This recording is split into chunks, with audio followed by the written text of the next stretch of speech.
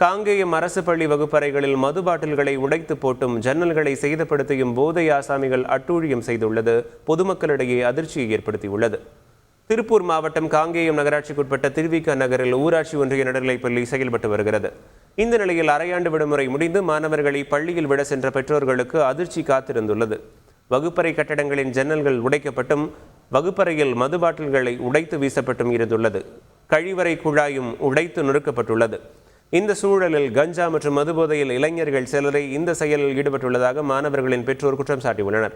அடிக்கடி அந்த இளைஞர்கள் இவ்வாறு செய்து வருவதாகவும் வேதனை தெரிவித்துள்ள பெற்றோர் போலீசார் உரிய நடவடிக்கை எடுக்க வேண்டும் எனவும் கோரியுள்ளனர்.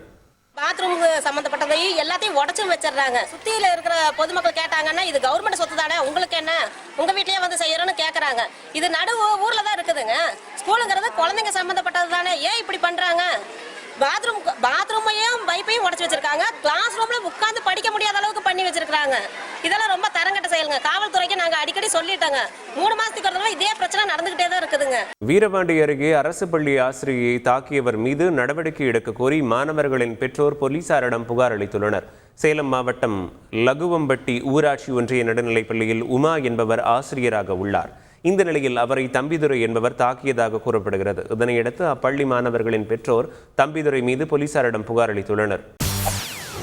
செய்திகளை உடனுக்குடன் தெரிந்து கொள்ள உடனே சப்ஸ்கிரைப் பண்ணுங்க.